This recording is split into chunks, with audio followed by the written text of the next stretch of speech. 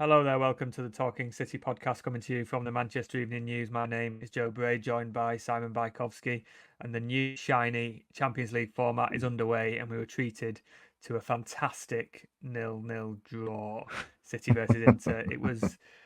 Guardiola and I think Grealish said it's not going to be like the Champions League final, it's going to be different. It probably was quite similar in the fact that there was very little to separate the teams. Inter gave as good as they got, and in the end, I think a draw was fair. One of my questions, Si, was is it a point gained or two dropped? And I think you can make an argument for both, really. But I'd probably say it's a point gained. It was very similar to the Champions League final. City kind of underwhelming, Inter impressing. Kevin De Bruyne off with injury in the first half after failing to impress. Edison making important saves. There was loads. Pep was absolutely wrong when he said it wouldn't be anything like that.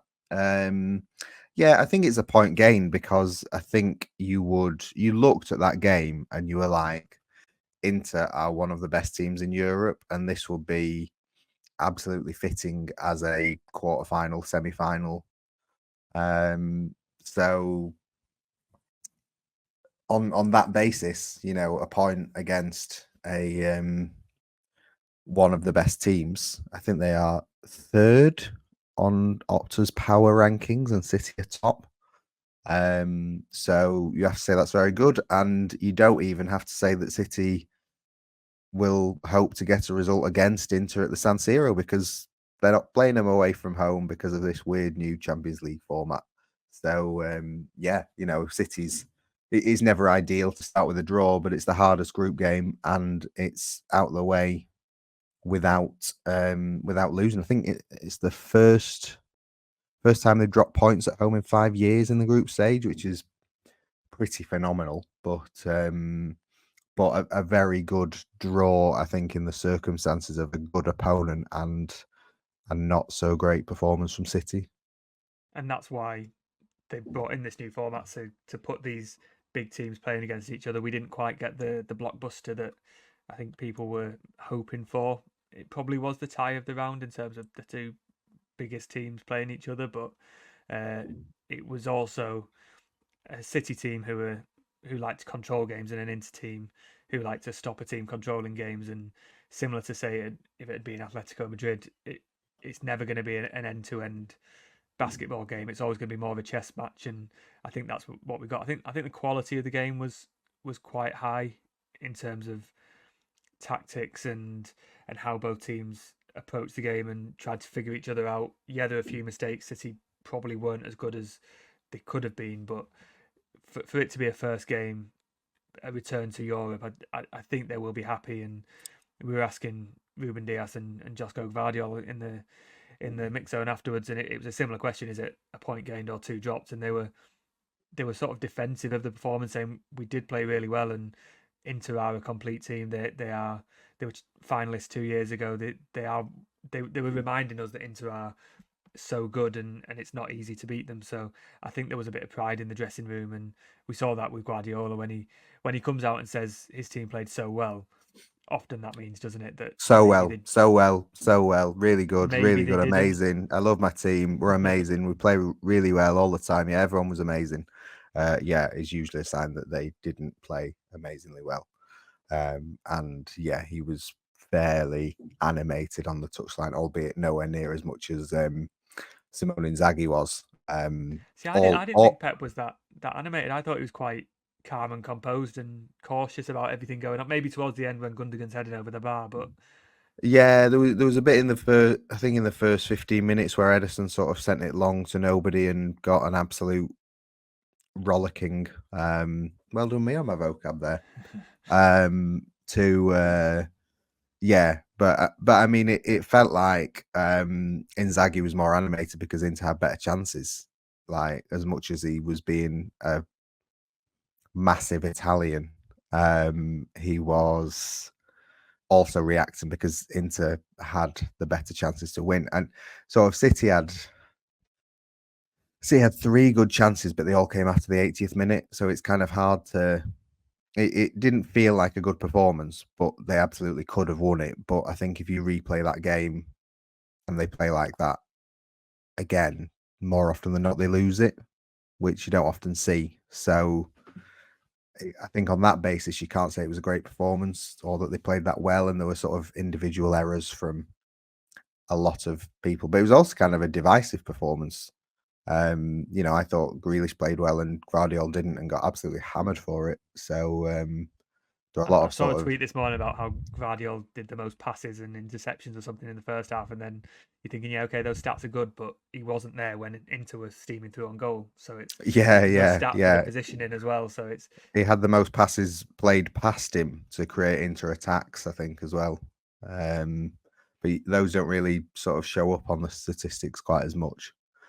Yeah, but I think it was the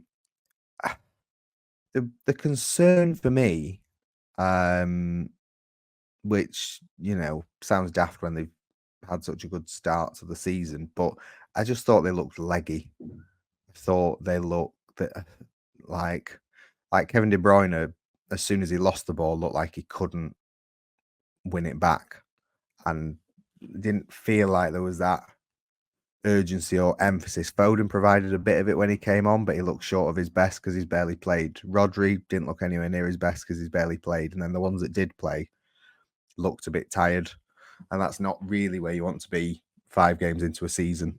When they didn't play that well against Inter in the Champions League final, it was like on the back of 60 games or whatever, whereas this is very early days. But maybe they're all thinking about tiredness and that's making them a bit more tired, and thinking about Arsenal a bit as well and trying to save energy for Sunday's game as well. And they do have a point, and they're probably going to finish.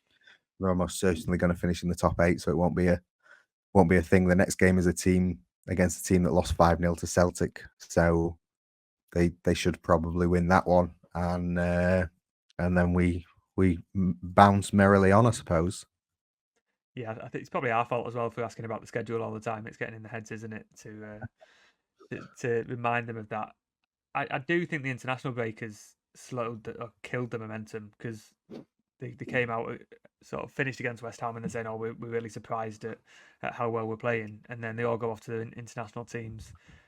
There's only one injury really. Most people play an all right amount of football, and then they come back and yeah, they weren't great against Brentford, not great against Inter. Probably have to credit both opposition sides because they are two very well drilled sides and had a plan and stuck to it and were very effective in it. But to see a team completely carve open the City midfield twice in 4 or 5 days, I would be a little bit concerned because normally that's where City are so strong and so solid. And they can't even say for the Inter game that they didn't have Rodri because he was there. But like you say, he looked like someone who hadn't played for 2 months. So Yeah, I think there will be a bit of concern, but also you do have to credit the opposition. So do you be too concerned? But then you've got Arsenal. It's I don't know. It feels like there was a lot of momentum and rhythm, and they were building something, and now it's just crashed back for a lot of yeah. factors. Not to give us credit, but we did also say, didn't we, like Brentford, Inter, Arsenal are going to be really tough, and the start was made by players that you wouldn't expect necessarily to be in the strongest 11, and it was going to be how do they bring all their best players back, because it was like they've had this amazing start to the season and they've still got Rodri and Walker and Stones and everyone's come back, but like Walker and Stones came back against Brentford, looked rusty as anything, and the defense looked all the worse for it. Rodri comes back against Inter, making his first start, looks rusty, and the team looks worse for it. So it was almost kind of always going to happen that these players weren't just going to slot straight back in and be amazing in the first game back, but that rust has definitely been on display, and City haven't looked as good as they did before the international break, albeit with tougher fixtures. And another thing to give us or you credit for is when we were saying when is Haaland going to score his 100th goal, you said maybe wait a few weeks because Brentford and Inter and Arsenal He did get, are going to be he tough. got, yeah, well, he's already got 2 more than I thought he might do from these games. He was better than expected against Brentford, punished me for not captaining him in FPL. But yeah, he was very well marked. Pep got asked by an Italian reporter, why Haaland had found it so difficult. And even before the guy had finished the question, Pep was like, six players were marking him. That's why he found it difficult. And also because we had this at a similar time last year when City played Brentford and played Arsenal and Haaland didn't score, and the narrative came that he was a League Two player. Foden scored 3 against Brentford because Haaland was occupying the two centre-backs, and Pep said that he took De Bruyne and Savinho off against Inter to put Gundogan and Foden on because Gundogan, Foden and Lewis are the best players kind of in the pockets. And who do the 3 best chances and really good chances fall to in the final 10 minutes? It's Foden and Gundogan. So kind of, even if Haaland doesn't look like he's doing much, it turns out he's creating opportunities. So yeah, he didn't have much fun on Wednesday night. He got pulled from pillar to post, really, but it was still, he still looked pretty good. I thought Haaland was quite good in the first half in sort of coming deep and linking things up, and he never gets credit for that, but he does it quite a lot, and I think he's doing it a lot more this season. But I'm just looking at his touches. He had 14 overall and only 3 in the second half, which sort of sums up why that narrative has come about. Because I think I said to you about 70 minutes in saying, has he touched it in this half? And by the looks of it, he touched it once at that point. So Yeah, he was just completely uninvolved. But like you say, it was very, very hard for him to be involved. well, he won't score on Sunday against one of the best defenses in Europe and a sort of defensively minded team. And everyone will say he's rubbish again, and then he'll score 100 goals, and people will say he's quite good again. So kind of nice that these games have all come at once, I would say, and then we get all the narrative out of the way in 1 week, and we can all move on. We just need him to be.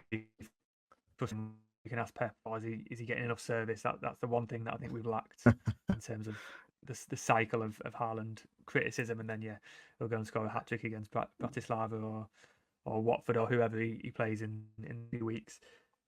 De Bruyne and Savinho came off. We'll touch on De Bruyne's injury in the second part, but Pep sort of said he would have taken him off anyway, and he wanted more players in the pockets. And is that just Pep covering for a potential injury, or is it saying, "Come on, we need more"? And like you said, De Bruyne looked a bit tired and leggy before his sort of knock that he picked up at the end of the first half.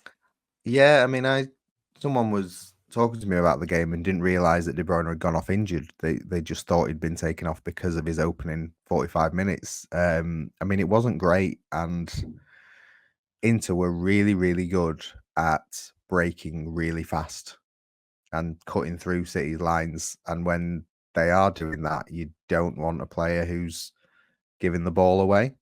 And De Bruyne gives the ball away more than most, because if he's not giving the ball away, he's playing a pass that no one else has seen or could execute.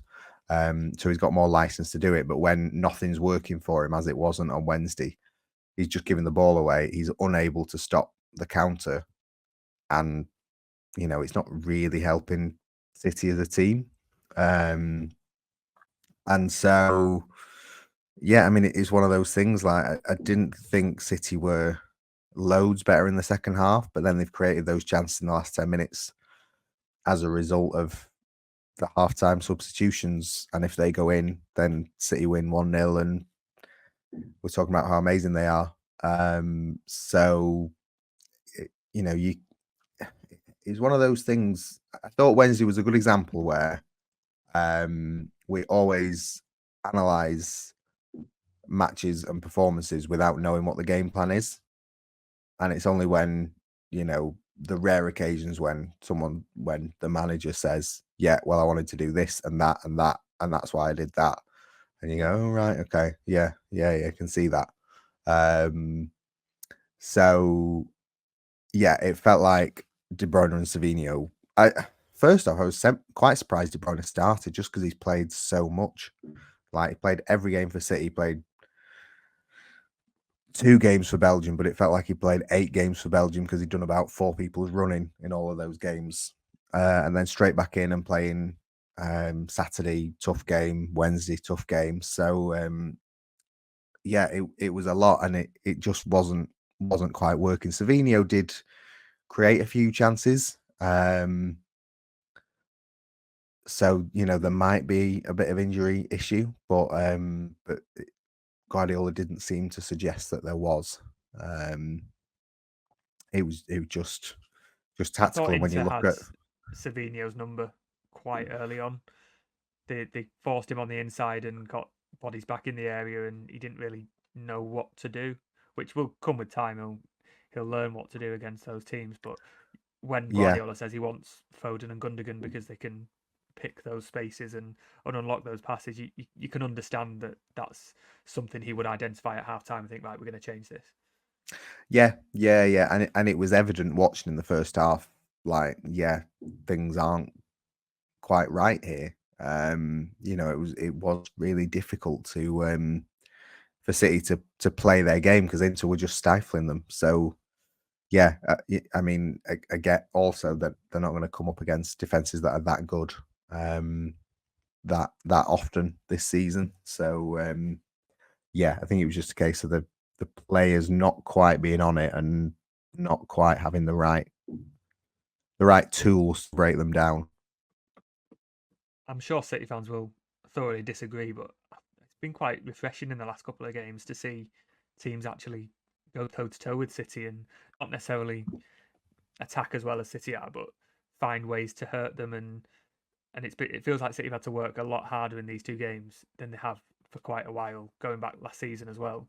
Even against, say, United in the cup final, that was just a boxing match, really. This one seems like these two, they've really had to think about how to break them down, and they've had to work and do quite a lot defending. So it's it's been quite refreshing compared to winning by 60 minutes and scoring lots of goals. It's something. I mean, for us anyway, it's something different to talk about and write about. I always think it's the sign of a good coach. It's the sign of a well coached team. And I think back to the treble season when City beat Burnley 6-0 in the FA Cup quarters, when Burnley was sort of a championship team then. Burnley, for that first half hour, gave City more problems at the Etihad than kind of any Premier League team had that season. But City kind of works out what to do in that opening half hour. Haaland scored 3, and that was that.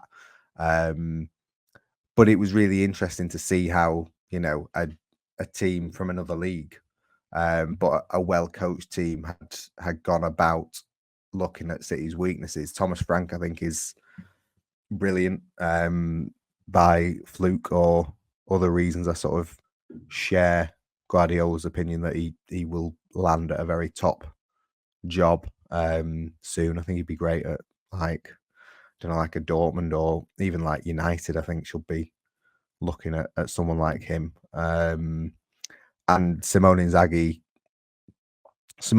I would take in a heartbeat at Manchester City if Pep goes, just for his press conferences, but also, he's got a brilliant team, and the team that he's managed to keep together as well. It was, mostly the same players from the 2023 final, and you wouldn't say they're all amazing players, but the way they work together is absolutely brilliant. And yeah, I think it's just it is really nice to watch good teams going at it with a plan against City, because the last thing you want is someone turning up and just putting 11 men in the box. And Inter put 11 men in the box, but then they broke in such numbers as well, that they caused City more problems than anyone else do. There's not a problem defending with everyone sort of really deep. It's just when you never move out of there that it becomes a bit tedious. I think if you combined Inter's defending and Brentford's breaking and counter attacking, you're probably beating City, because Inter, I think, had about 0.6 xg. They didn't really. I mean, Edison made a couple of saves, but they didn't create many clear cut chances. They What was got the in the box XG for to. Darmian's shot? I think Yeah. minus. But Yeah. I thought Brentford Yeah, were they a lot were on more. 1.6 until that. But like, I think Brentford and Inter, individually could both have beaten City. Like Brentford should have been 3-0 up or 2-0 up within the first 15 minutes on Saturday, and Inter had the better chances really to win. So I two really good teams who cause City problems, and City will have to be mindful of the problems that they've faced. But also, yeah, they're not going to be facing that quality of opposition for sort of most of the season.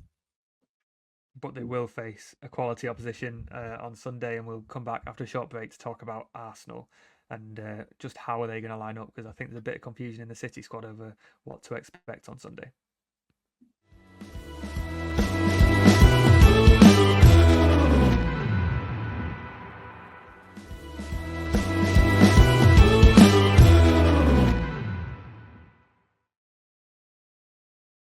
Hello, welcome back to the Talking City podcast. We'll talk about Arsenal shortly. Before we move on from Inter, there's a clip has been viewed about 3 million times of Peter Schmeichel saying there's no atmosphere at the Etihad. It was flat. They left the atmosphere there on Saturday. It feels like it was typical CBS of let's have the banter. Micah Richards is very tamely throwing something back, and it's riled City fans a lot. But I looked at the attendance, and there was only a couple of thousand seats unsold. You would expect a sellout for Inter Milan, but the reasons for not going were plenty. The ticket prices were ridiculous. 4 home games in 11 days. People are watching their wallets, and rightly so. And it felt like it was a bit of a cheap dig from someone who should know better and should just done a really basic level of research before saying something like that to a primetime US audience. Yeah, I mean, it was a lot of CBS, wasn't it? No research, just vibes.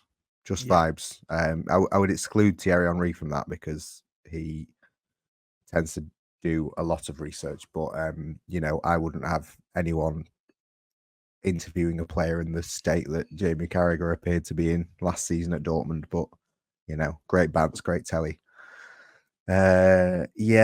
I mean, Inter only sold half the tickets. So that was some of the empty seats, and then some of the empty seats were, a result of pricing, and I think it was a miscalculation from the club. I think tickets are £25-35 for Sparta Prague, which is more like it. But if I'm honest, I went on Wednesday expecting it to be worse, like more empty seats and flatter. Because it's always a bit flatter for Champions League games because you get more kind of tourists coming. Whereas there were a number of times, because there was like not very much for City to cheer about throughout the game. There were a number of times, especially in the second half, where I thought the crowd were trying to get them going here, and Absolutely. it didn't work. But yeah, it's one of those things where like it's not like any club is ever sort of exempt from being criticised for atmosphere or attendance, but it didn't feel like one of those nights. I Like think that was Tuesday it as might well. be Like with it was. Watford, but yeah, it just the if that's one of your takeaways from the game, then I'd sort of question why you'd be paid to analyze it and be there. Yeah, we've just had 20 minutes on the tactical battle and how interesting it was, and I agree with you. I thought the atmosphere was good for a game that was tight and tense and not with many chances, and forgetting the basic lack of research and asking why there might be empty seats and a flatter atmosphere. The fact was it was all right. I've Yeah, certainly seen worse at the Etihad.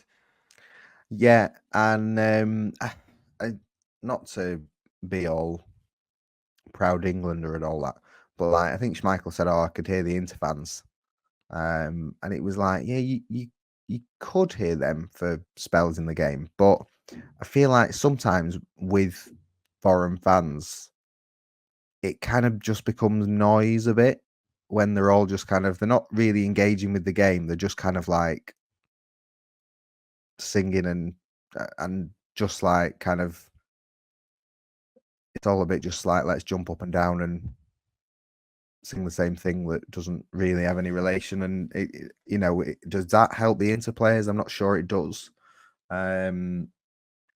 So yeah, just a weird take. And I mean, Schmeichel is a particularly weird figure in Manchester football history because he's kind of as disliked by City fans as he is United fans.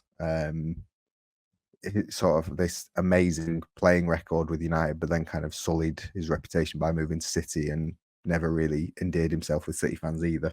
But yeah, it was just an odd comment to make, I I thought. think it's just a shame that that's the clip that's gone viral, and Yeah, because could have been it's worse. He far could from have said something reality. about the charges, I suppose.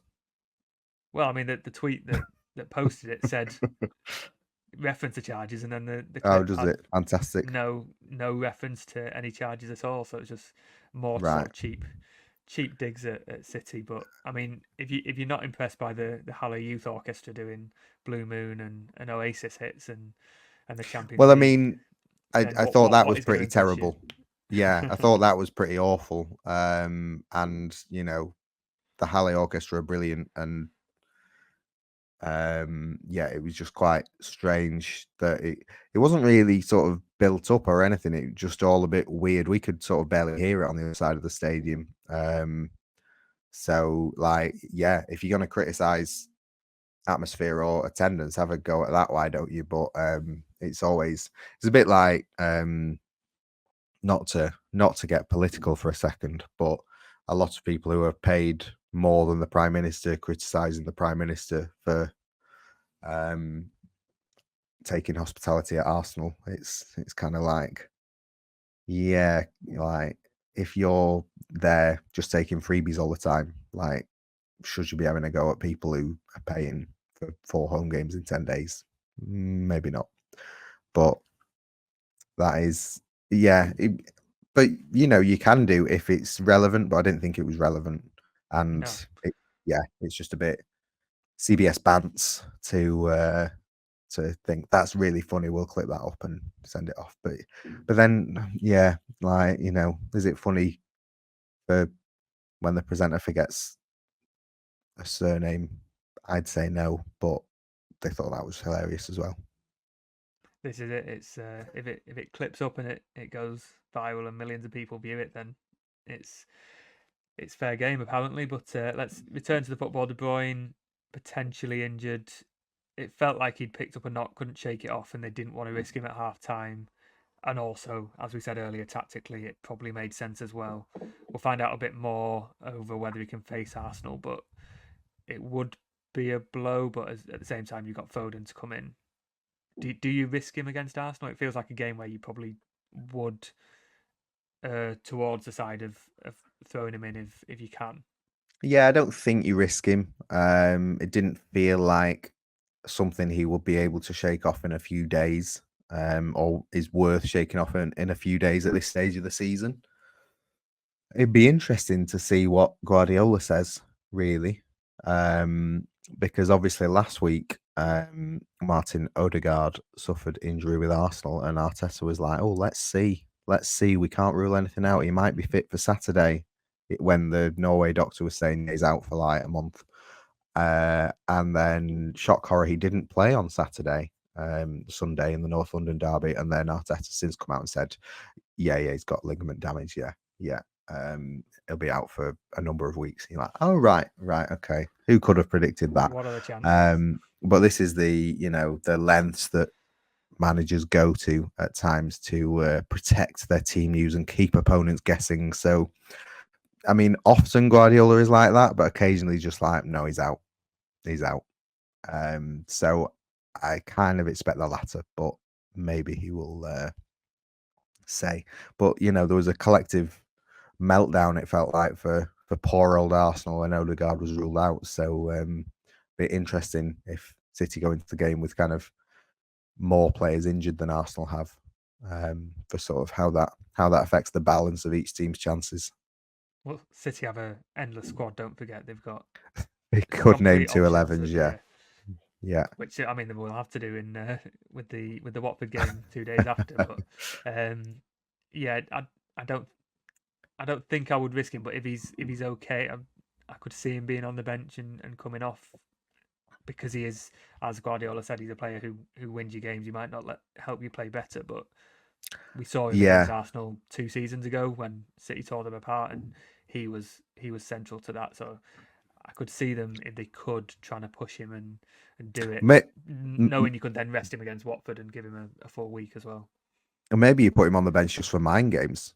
Maybe you put him on, just for just to make Arsenal think that little bit more about what if he comes off the bench.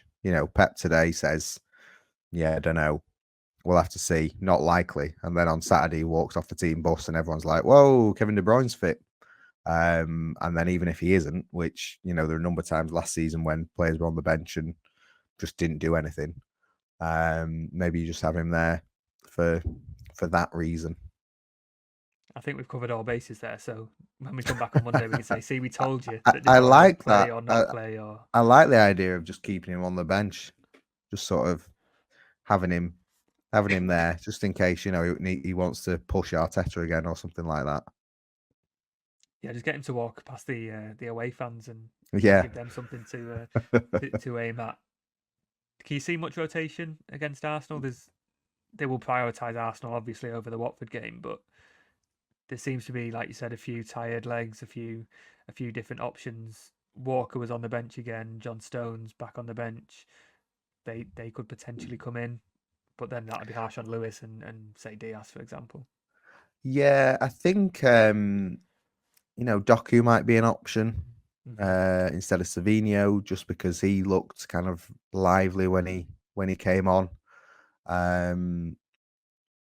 But other than that, I don't think there will be much going on. The big question is, will Rodri be on his form at his best? Because at his best, he is the best holding midfielder in the game, hands down, and doesn't need anyone anywhere near him to be able to, control a game. Whereas if he's not at his best, does he need a little extra protection? Do you ask Bernardo Silva to play a bit deeper? Do you bring Kovacic in to sort of sit alongside him and make a double pivot like that? Do you bring John Stones in to move forward and sit alongside him when City are in possession? I think there's a few things like that will be the sort of the basis of how Guardiola's thinking for the game. Yeah, and at the same time, I'm thinking, okay, maybe you could have Bernardo on the wing. I don't think he did much when he replaced Sabino in the second half, but a Bernardo, Grealish, and then Foden in the middle, maybe Gundogan next, sort of who can drop back beside Rodri. That feels like it'd be a Yeah. Pep lineup against Arsenal if De Bruyne isn't there. And on the other side, I'm thinking, Saka and Martinelli are going to cause Gvardiol and Lewis quite a lot of problems. So how do you combat that? Do you say, okay, maybe it's not the game for Lewis and you put Walker back in because Lewis is going to be pinned back anyway? I think there's going to be a lot of things like that to think about. But I mean, for everything City are considering, then Arsenal will be doing the same thing. And we saw last season they really, really overthought their tactics against City. They thought we'll park the bus, we'll play for a point and stay ahead of them, and then we can chase down Liverpool. And what it actually did was give City the confidence that they can overtake Arsenal, and they did, and they won the league. And we asked the players after the Inter game, what do you expect from Arsenal? And they were like, well, we genuinely don't know. We've got to prepare for defensive. We've got to prepare for all out attack, but we'll be ready. Was I think the line from Ruben Diaz. But City benefited overall. They benefited last year from Arsenal being that negative. Could it play into Arsenal's hand this time because City genuinely don't know how Arsenal are going to play? I think it could play into City's hands because, I mean, Arsenal should, I think, come and do exactly what they did last year and just frustrate City, try and nick something. They got 4 points from doing that last year in the 2 games. Just be really, really solid. But it will be interesting because Rodri's comments really rattled a lot of people at Arsenal, because he said it on the day City won the league, didn't he? On the day, he didn't say it at the time, but on the day they won the league, he said, "I knew we were going to win the league as soon as Arsenal came in and were happy to settle for a point. Then we were like, right, we've got a chance. We need to win every game. Let's do it and let's make them pay." And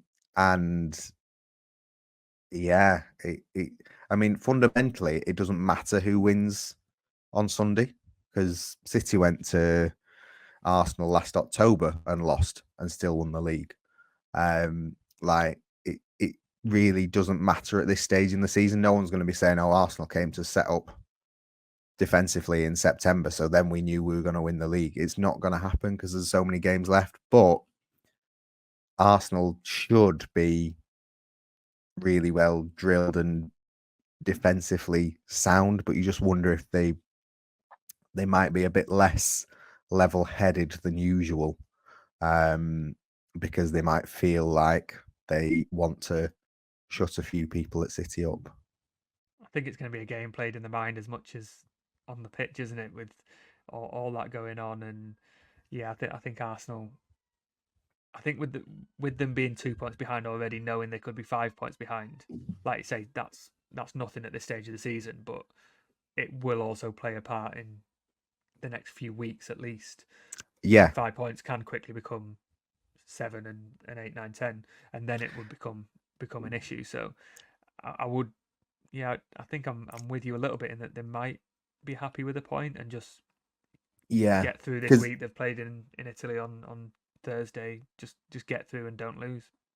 thinking on it as well, like City are at Newcastle next Saturday, 12:30, which is not great timing. But if they beat Arsenal, then they know we win against Newcastle, we're 8 points clear, and and that will be because they've played a game more because they've played early. But it's pressure, and Arsenal will be kicking off with people saying, "Oh, you're 8 points behind City. You've got to win, or the title's over," and all this. And it is daft because we're 5-6 games in. But that will be the talk that they have to deal with. So I think as well, because they've played a day later than City and at Atalanta, so they've barely any time to prepare for the game or be fresh for the game. So I think like a point, they would snap your hand off if you offered it to them, and I think City would be happy with a point as well. But you just wonder if Arsenal might just kind of give something up, given the schedule they've had and the sort of maybe desire to prove themselves, or feel a sort of need to prove themselves to people they don't need to prove themselves to. I think it's 3 games in a row now that City haven't beaten Arsenal. 2 draws and a 1-0 defeat. There's only been 3 goals in those games. There is Is nothing that like, between these sides. Community yeah, Shield as well. Community Shield included? Yeah, Yeah, yeah. where they said, "Oh, we know we can beat them and win trophies against them." So it's like you've just won a shootout, Mikel, against a team that doesn't win Yeah, shootouts. But yes, yeah. But they won one and drew one in the league last season, and that is kind of what you need to do if you want to beat City to the title. It was just that, they wilted in the final 10 games or whatever it was. But Arsenal should feel like they have City's number a bit, really, and they were able to sort of really stifle Haaland last season. But equally, City are always evolving. Haaland's always evolving. Haaland's going to be looking for a chance to say, "Oh, actually, I can sort of score in big games." Because again, like he got scored in 2 out of 4 league games against Arsenal, so he's done all right. But because he was managed really well last season, it's sort of played into the Haaland never scores in big games. So yeah, I feel like goal number 100 for Erling might be extra satisfying if it comes against one of the best defenses in Europe. yeah, absolutely. And I mean, it's going to come at some point, but it feels like I do feel like in the last couple of games they've been trying to get it to Haaland as much as possible to get that goal. When sometimes there might have been a better opportunity, but yeah, like you say, Haaland had so many players around him. It was very very difficult for that, and I'm just hoping the Arsenal game is early enough in the season where they can both just just be a bit freer and have a go and try and attack, because if those two teams commit to attacking each other, we could be in for a really really good game. And I'm not saying a tight 0-0 or 1-1 or whatever wouldn't be a good game, because it will be a high quality one. But yeah, I would like to see a 3-3 or something like that, where you don't know Yeah, what's going to happen next, and a few tackles flying in and that sort of thing. And I can hope, but I think it will be. I'm going to go 1-1 if we're predicting. I think it'll be another tight one, and maybe a penalty in there and that sort of thing. I mean, two of the Arsenal goals. I mean, the only two goals they scored against City last season were heavily deflected efforts, weren't they? yeah, It adds to the fact there's just nothing to separate them. yeah. And this sort of idea formed on Wednesday that that City might be a bit undercooked going into the Arsenal game, because they've got a lot of players who aren't at the top of their game. Arsenal have got that again, and they are also kind of missing a bit of fluency with Odegaard injured. And it's like, was it just because it was Spurs and Atalanta, two good teams, that they've struggled, or are they missing kind of a bit of spark as well? So I don't think it's going to be two teams kind of at their best. And I think even if they were at their best, that would mean certainly Arsenal, supremely tight in defence, will not give anything up. So I don't think. I think the closest you got to sort of those games were in the treble season, when Arsenal kind of weren't fully as good as they can be at the back, and City kind of took them apart at the Etihad. So I think when Arsenal are 80% now, they just don't give up those chances, and City will find it very difficult to break them down. Can I get a prediction? Are you leaning towards a tighter game then with that? Yeah, I mean, I'd be tempted to say 0-0. I think 1-1. Your shout might be the one, but I think it will be. I think there will be only one goal in it, if that. I don't think anyone's going to run away with it. Right, I'm going to bet on over 5 goals then, just to cover our bases and save a little bit of face when that sort of comes back, and we're back on Monday talking about a high I'd be scoring affair. delighted to be wrong. Yeah. I always think with these teams and the Liverpool games as well, like the temptation is to go tight and not lose, but the games you remember are when, even if it's a heavy win for one side, it's when it's more open and attacking, because you've got two of the best teams. Like if you're thinking about the Real Madrid tie last year, the 3-3 was so much better than the 1-1, and the 1-1 was a very good game, but that 3-3, everyone came away thinking, oh my god, that was just two of the best teams just going Yeah. at each other, and wasn't that a good game of football? So I like the chess matches. The Inter game was a good game. I think whatever happens, it should be a good contest on Sunday. But I would like to see them have a go at each other and Yeah. take the You want shackles City off, I think. Liverpool, basically. You want, these are the two best teams and they're going at it. Yeah, I mean, Um, if that fixture could be dropped in for Sunday instead, that yeah. would be great. Yeah.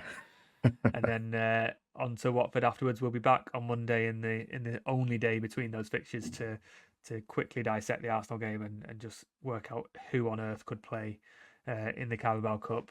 Thanks for listening. Leave us a comment and subscribe, and ask us any questions you want in the comments on YouTube, and we'll come round to them at some point. And enjoy the Arsenal game if you can. Thanks a lot.